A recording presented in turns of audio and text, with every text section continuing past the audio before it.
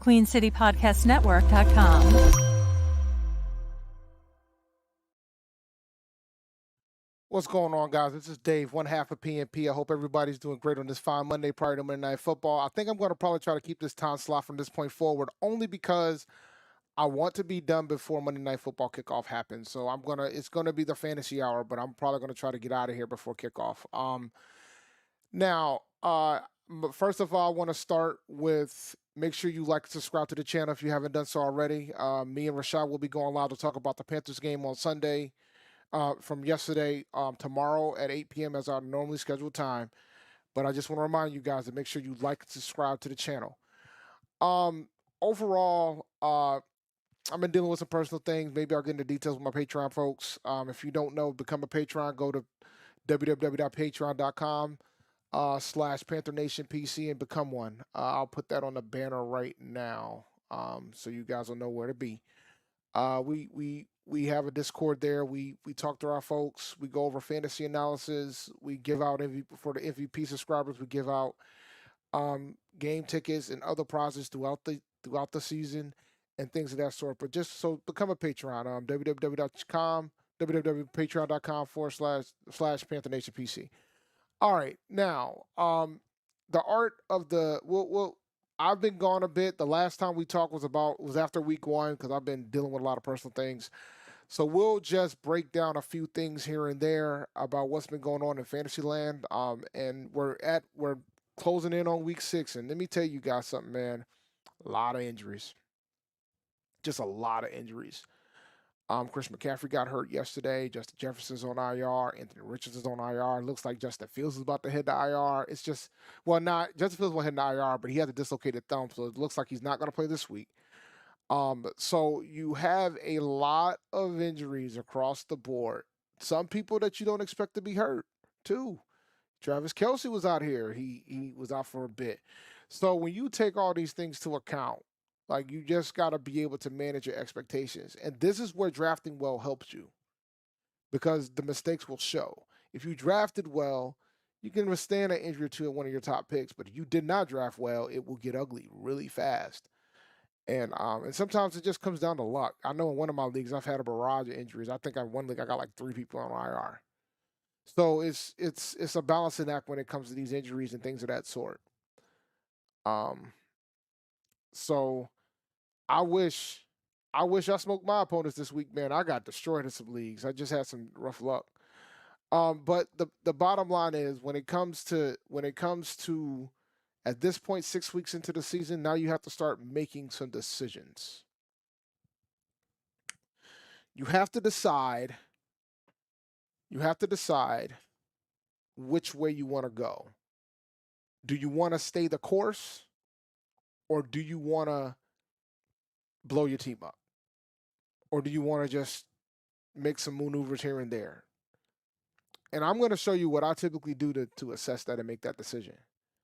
Because sometimes it's not about the win column when you make the decision of whether or not you need to blow your team up. Sometimes it's ultimately about what your team is performing, because sometimes it comes down to luck. All right, so I'm gonna show you something that I utilize to make some of those decisions. One thing that I tend to utilize. So let me I'm gonna share my screen real quick so I can show you what I'm talking about. All right. Yeah, I'm gonna get destroyed, but I'm safe bet I'm gonna lose this matchup this week. Yeah, it's already a done deal. He's still got 3 players to play. He's undefeated, so didn't really have a good day in the office here. He had Tyreek Hill and Raheem Mostert. Damian Pierce was disappointing. And even if I played my best players on my bench, I probably still was going to lose. So actually, no, I might win. I have an outside shot to win this week. But he's got 3 players left, man. He's got Pollard, Palmer, and the kicker. I might be able to sneak an upset. It'd be nice if I could, because I need it bad. But let's look at the standings. That's what matters ultimately. I'm 1-4 in this league, so it's ugly in these streets. But I'm not too far behind. I'm only 2 games out. After this week, it'll probably be 3 games out if I lose. But if I can win, that'll help. But, I mean, top 4 gets in. This is my high state league. I was the champion this league last year. But typically what I do, I look at points for, and then I look at points against. Right now, I'm terrible. I gotta consider making some moves. Like I'm the second lowest scorer in this league, so this is terrible. This is awful. If you look at my team, it's been rough. It's been rough. I took Garrett Wilson. You know, so it's been pretty rough sledding in these streets. I believe this was the league. I think I had the second pick in this league, if I remember correctly. I'm pretty sure it was the second pick in this league. But either way, rough sledding here. Overall, my team's got to play better. Not doing enough. Damian Pierce is going to probably cost me the match, but it's okay. I mean, it happens. I have to do better here, but Anthony Richardson and Deontay Johnson's on. But it doesn't matter because I don't play. I will play Mahomes every week. But I made a trade early in the season where I traded Pickens for Kirk before the season. That ended up being a mistake. So hopefully if Gibbs is available for next week, I think Gibbs is gonna be. Let's see here. So with Gibbs coming back, that might help me. So maybe I don't need to fully panic yet, but at the same time, I should probably try to trade somebody at this point. David Montgomery balling at the way that he is made this season rough. So this question here: should I trade Godwin for DeAndre Hopkins? I mean, I would do it. I wouldn't be mad at this, even though DeAndre had a rough sledding last week, so I would do it in a heartbeat. I wouldn't have an issue with this. But overall, so in a situation like this, I would probably try to start cleaning house and try to figure a move out. The guys that I would probably look into trading here would be, I would put Gibbs on the block. I would put Garrett Wilson on the block. I would put Travis Kelce on the block, only to try to see what I can get back, see what type of offers I get. But I will say this: in this league, they be lowballing cats. I'll show you what I'm talking about. Let me see recent activity. We just had a recent trade that was the wildest thing I ever saw. If I can find it, here it is. Here's the trade. I think I posted this too. My man traded Devonta Smith and Jeff Wilson Jr. ended up getting Justin Jefferson. Yeah, this guy here, the guy that's undefeated, ended up, somebody panicked, which I'm shocked that here's the trade that was accepted. Yeah, this was insanity. You know, but it is what it is. But for my team, for this league here, I'm 9th out of 10th. I've started worse and made the playoffs, so I'm not really panicking too much. I might end up 1-5, but it's okay. I've started just as bad in this league, and I've made the playoffs. Matter of fact, if I remember correctly, I played second that year. But either way, so I got time. I mean, I got guys that can get there. My running backs could be better. With Kyron Williams being out, I'm really gonna need Jamar Gibbs, but we'll figure that out as we go. Kareem Hunt kind of impacted Rome 4 before did all right against San Fran, considering the circumstances, but I ain't play him. But either way, but let's look at my other league. My other league, I'm definitely in much worse shape. Yeah, I got destroyed. I'm getting destroyed this week. Yeah, because my squad didn't show up to play. Stevenson finally showed up, but that didn't help me this week. But it's okay. I think the run of Puka might be over now, guys. I think he had a decent chunk of targets, if I remember correctly. Though he had 7 targets, ain't bad, but he just with Cooper Cup back, that causes some challenges there. But my squad has been a mess. I'm 2-3, so I'm still like in it. But once again, let me look at the standings. When you look at the points for, I'm not where I would like to be. I mean, I would like to be in the top 4 when it comes to this, and it's not going to be any better next week. But when you look at this, I mean, second toughest schedule. Some side of me says I should probably stay the course, but at the same time, this isn't going to cut it. And it looks like my point totals for this week, I might break 60 points this week. That ain't going to cut it. So from that standpoint, from a standing standpoint, I'm not that far behind. So I could definitely make the playoffs. The top 16s make the playoffs. I'm not too worried, but I wouldn't make it in because of points. And that's the limit that I have. So, this is going to be a situation where I got to manage my way through these buys, and maybe I can try to get in where I fit in, so to speak. But I've had some rough luck here too. I lost Justin Jefferson and Anthony Richardson, and Justin Fields, the one, and I'm losing Justin Fields, so I'm going to have to go find a quarterback today this week. Um, but I will find a quarterback. I'm not too worried about that. Speaking of which, let's look at how things look in these streets.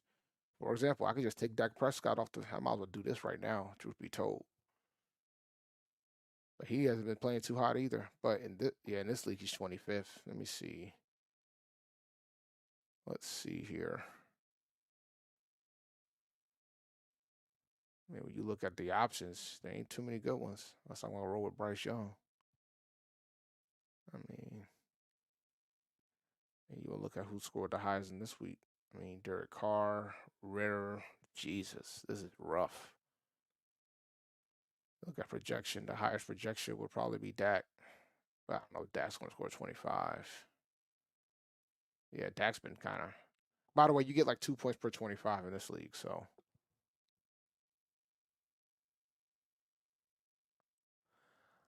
If you've been trading for Chuba, I'm kind of shocked because, it's funny. Chuba might be available in some of these leagues when you sit down and think about it. Well, Hunt's available. Well, I think that's a no-brainer what I need to do. How many carries did Hunt get? If I remember correctly. 12. Still splitting. But hey, he's getting 3 catches, so Hunt might not be a bad pickup. Jordan Mason's my top guy, though. It looks like McCaffrey might be out a week or 2, maybe. But if Hunt's there, you might as well take Hunt, and then Jordan Mason to be your second guy. Chuba's might be available in a lot of leagues, but I guess it's not in yours. I mean, it all depends on what you have to give up for Chuba. But yeah, my team was kind of pathetic this week. Both tight ends didn't do nothing for me, which is kind of wild. But overall, my squad is going through a lot of changes. Only mistake I probably made is playing Stevenson. But then again, I would have probably played Stevenson over Godwin. So 5 points, got it. It wouldn't have helped me. The bigger issue was the fact that Justin Fields only got me 3. 3 points less than 3 points more than Anthony Richardson, who's not going to give me anything. But I'm going to definitely have to go get a quarterback this week. So quarterback wise, boy, I will say the options are very limited here. Dak might be my best option, but if I'm going to take Dak, I might as well take him now. And I can't drop anybody. I don't want to drop Dylan because he's going through his bye week already. He got 20 carries last week.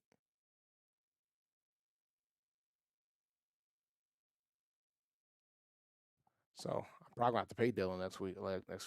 Truth be told. So I guess I have to bid just like everybody else. But we'll see how that goes. It's gonna be rough. This is a league where I might have to consider trading one of my injured guys. If I would do it, I'll probably trade Richardson. I'll try to get Richardson off the board. But even then, I'm going to have to drop somebody to do it. So it's going to get interesting in this league. I don't know if he'll lose his job to Sanders, but I do think Chuba might potentially just keep taking over his work. Like he's going to chew up into his work, which makes my Sanders take look terrible, but it's fine. I mean, I've had good takes and I've had bad takes. Those are the breaks when it comes to having takes. But yeah, my point totals is terrible.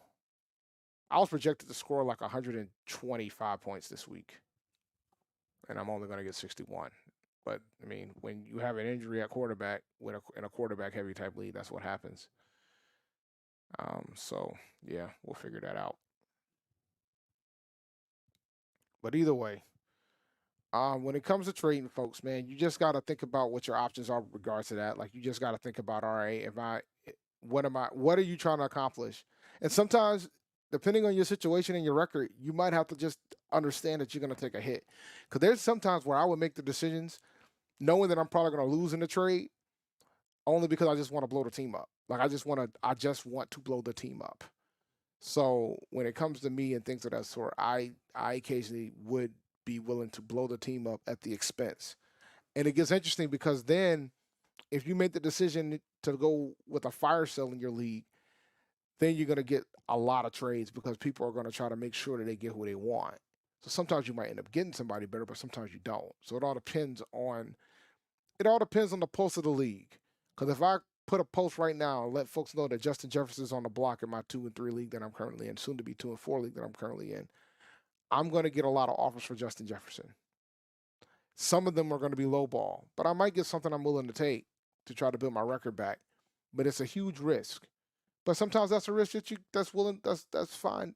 That might be worth willing to take. Because if you're trying to blow the team up, sometimes it's about just making sure you make the playoffs, get into the tournament. Because then when you get to the tournament, anything can happen. Anything can happen. Because once you make the playoffs, then you got a shot to win. And a lot of times, most folks tend to win leagues off the backs of waiver wire pickups in week 13 and 12 and 14. So it's all about trying to get to the tournament. You got to get, so if your league is the top 4, you need to make it to the top 4. If your league is the top 6, you need to make it to the top 6. Because once you get in, anything can happen. Everybody's 0-0 at that point. And then at that point, you just got to win a couple, just 2 or 3 more matches, and you win a championship. So ultimately, it's about making it to that slot. Like when you're in week 6, there's a reason to panic if you're 0-6 or 1-5. 2-4 is not that bad. You're only probably a couple games out of that final playoff spot. So there's no reason to panic. And typically, I shine when we get into the core of the bye weeks because a lot of times my waiver wire pickups and my drafting can pull me through. But in some of my leagues so far, man, I've already like you saw one of them. I got 2 players already on IR because that ruins the plans when it comes to the bye, particularly at the quarterback position for me, and things of that sort. So sometimes you just luck can have it, and those are the breaks. So you got to look at it that way as well. I say all that to say you look, you assess, make decisions, but a lot of times I make my decisions based on how many points my team's scoring versus how many points my opponents have been scoring against me. And then I go from there. I don't do too many shout outs, but I'll shout out Quentin. Shout out to Quentin Frazier. I appreciate him for being a fan of the show. But the bottom line is when it comes to fantasy, when it comes to roster construction, depending on what your record is, um, don't be afraid to blow it up if you think it's necessary. If you don't see a path, 3-3. I wouldn't trade him yet at 3-3. I mean, 3-3 means you're probably in the playoff hunt. If not, you already got a playoff slot. Now, I mean, it all depends though. If you get value for Justin Jefferson as if he's healthy, then yeah, you should probably do it. So it all depends on how you look at it. But some people panic. Just don't undervalue yourself. You're not gonna get the same value you would get if you would have traded Justin Jefferson week 1. But you should be able to get an RB1 out of this situation. I think, in my opinion. Maybe you get 2 good players. So I felt like the trade I showed y'all with where it was Justin Jefferson for Devonta Smith and Jeff Wilson Jr. Yeah, man, you didn't get enough for Justin Jefferson. Well, yeah, you didn't get enough for Justin Jefferson if you trade Justin Jefferson away. That was a guy in a panic. Like I don't panic like that. I just make my decisions and go from there. So now 3-3, you don't necessarily you can wait it out. I think the big thing that you got to worry about is the bye weeks. Like if let me see, I'll share my situation again real fast. Let's see. Yeah, the thing you got to worry about are the bye weeks, man. Because when you look at, let me pull up. So let's look at the bye week. So next week, my Dallas running back is going to be on a bye. So fortunately, I don't have a bye week challenge. Even though I just realized something, me picking up Dak ain't gonna help me next week. So I gotta go get somebody else anyway. There's no point in even trying to get Dak because Dak ain't gonna help me next week. So I gotta go find another quarterback. So I'll work on that. I'll go dig that through real quick because I gotta go find a quarterback. But when you look at the bye week situation, for me, 8, 9, um, 10, I'm not worried about because at this point, I don't think I need to be playing Puka. The week that I'm worried about when it comes to bye week is going to be week 13. Week 13, I got a lot of players on bye, which is fine. But this is where your depth matters. So, but as you can see now, my quarterback situation is I got to go find a quarterback that's going to be available week 7. So let's do a schedule and let's go quarterback. And then we'll go. These are my best options. And he's probably going to be out. But, God, would you really want to risk this anyway? This guy was pathetic. Daniel Jones has been pathetic. But it's looking like Derek Carr, Joshua Dobbs. Joshua Dobbs might be the pick. I got to get somebody that's going to get me what I need to get. Bryce Young, well, he's on bye too. Bryce Young's on bye. Zach Wilson's on bye. I got a lot of quarterbacks on bye this week. Oh God, Mac Jones. Ugh. I guess I might have to roll with the Giants quarterback. Tyrod didn't look too hot. Didn't look half bad. So I'm gonna have to go with the Giants quarterback, unfortunately. But these are the things you got to consider. Titans, they're on bye week 7. So, all the quarterbacks that look like good options are going to be on bye. So my options next week might be Josh Dobbs, Baker Mayfield. Well, Baker, is he hurt? Is he going to be hurt? Let's see here.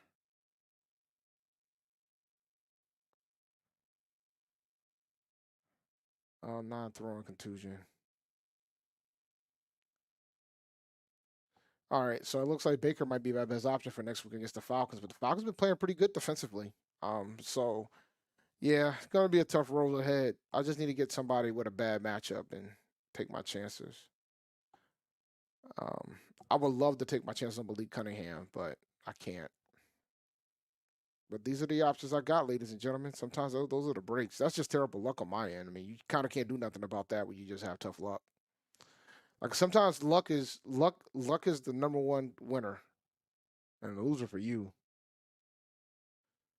I mean, you keep him. I mean, what shouldn't you do? What? I mean, he just came back. Like, what do you expect? I mean, you could trade him, but I wouldn't be trading Jonathan Taylor late because he might end up unless he got. Did he get hurt and I just missed it? Did Jonathan Taylor get hurt? Let me see. All right, don't look like he's hurt. Let's see. Oh, he was pathetic. I wouldn't panic yet. No reason to panic yet. I would keep tabs on that one. I wouldn't touch that one yet. But all right, let's do a quick breakdown of the waivers real fast. Quarterback wise, if you ain't got a quarterback, I don't know what to tell you. I mean, Kenny Pickett's interesting. Kenny Pickett might be the one I need to probably go with against the Rams, but we'll see. This is a 12-team league that I'm showing you guys. Quarterback wise, if you don't need it, I mean, your best bet if you need somebody that leaves between Dobbs and Baker, those guys are definitely on the wire. Running back wise, I mean, let me see. Overview. Kareem Hunt, if he's there, that's your number one. Otherwise, Jordan Mason. McCaffrey's situation is going to get fascinating from that standpoint. When it comes to wide receivers, Jameson Williams is probably a top guy. And I know, shame on me yesterday. I said I wasn't going to play Kurt Cole. He's actually putting in the work, man. I have to stand corrected on that one. Even though I would like his targets to get a little bit more consistent, but he's been overall pretty well the past couple weeks. So he's actually showing himself as the 2, which I can't be mad at there. I really like Wan'Dale Robinson, but the inconsistency at quarterback scares me a bit. But Josh Reynolds has been getting some target share in Detroit, even though it went down this week. But before that, he was getting 5 targets a game. But I think with Jameson Williams' return, that's going to make it problematic for him. But Williams only got 3 targets too, so it all depends how you look at it. Tight end. Do we really need to talk about tight ends, guys? I mean, if Michael Mayer's out there, you kind of need to consider it, though, right? Michael Mayer is a good pickup. You definitely go after him. Everybody else, Taysom Hill, if he's available, go get him. But this is the wasteland, guys. This is the wasteland. Um, all right. I'm about 30 minutes, close to 30 minutes in. I want to talk about my thoughts on the whole Thomas Brown doing the play calling situation for the Panthers. I mean, I guess it was announced. There was reports that came out, and Frank Wright confirmed it during his presser. Here's my opinion on that. I've been trying to tell you guys that Frank Wright has been calling these plays the entire time. People are trying to figure out whether it was him or Thomas Brown, but I've been trying to tell you guys it's been pretty much Frank. Um, and with that being said, I'm happy that he gave the duties to Thomas Brown. But it's going to make it very interesting if this offense changes even more than it already has. I think a lot of folks gave the Panthers credit about how well they played at the beginning of the game yesterday, but the reality is you got to have that type of consistency throughout 4 quarters, which means you got to adjust, you got to put better plays. We had a discussion about the talent. I mean, that's a whole different ball game. But good coaches are able to scheme what you have and be successful in it. So it'll be interesting to see what Thomas Brown does with the play calling duties now after the bye. So he's going to have 2 weeks to figure it out against the Houston Texans. So it'll be interesting to see how that goes. Uh, so we'll see. Um, Trade Saquon. I wouldn't panic yet. I mean, Saquon looked good yesterday. Why would you trade him? I've thought about this. Um, if Thomas Brown shows out, it will put Frank in a rough spot. I will say that. I will say that. If if um if Thomas Brown shows out, it's going to put Frank in a rough spot, especially if the record doesn't get better. If the offense looks good and we're still not winning games, it could put him in a tough spot because it'd be a matter of are you willing to lose Thomas Brown? So those are the type of things you got to keep in mind. But those are the type of things you're going to have to make a decision with pretty quickly in the offseason. You can't kind of drag it. If you have Thomas Browns go out for interviews, you can't drag it. I will say that. Make sure you guys like and subscribe to the channel if you haven't done so already. With regards to PNP, we are going to be going live tomorrow. So we shall see how that goes when we talk about the game. We might do another therapy session. But I don't know if I want to go that route yet. Me and Rashad got to make that decision. So we'll see. I disagree. I mean, the data shows that the offense is based on short passes, just like just like the last couple of years. I don't think that's going to mean Chark's going to get the most looks. I think Thielen's still going to be the target getter. I mean, I think the only hope you can have instead of taking one shot, I mean, 2 shots down the field, maybe you take 3 or 4. That's how I feel about it. But yeah, I'm gonna probably try to keep the time around 7:30 for the show from this point forward. I want to try to finish prior to Monday Night Football. I'm gonna give one more last call for questions before I hang this up because I want to save some of the content for tomorrow. Um, so I'll give you guys one more opportunity, and then I'm gonna close this thing out. Appreciate you guys watching. I want to try to keep these things short and sweet. I might change the show to today's fantasy half hour, but we'll see how that goes. But yeah, man, overall fantasy wise, I've been doing okay. I would like to do better, but the injuries have been killing for me. It's been brutal, just brutal. Yeah, it's brutal from that standpoint. Um, but all right, guys, with that in mind, make sure you like and subscribe to the channel. Hit that notification bell when you to know when I'm online or know when Rashad's online, so you guys know when these videos are coming out. Normally I would do this show at 8, but I'm gonna probably move it up to 7:30. I'm gonna see if I can pull this off. But like I said, like and subscribe to the channel if you haven't done so already. And with that, peace.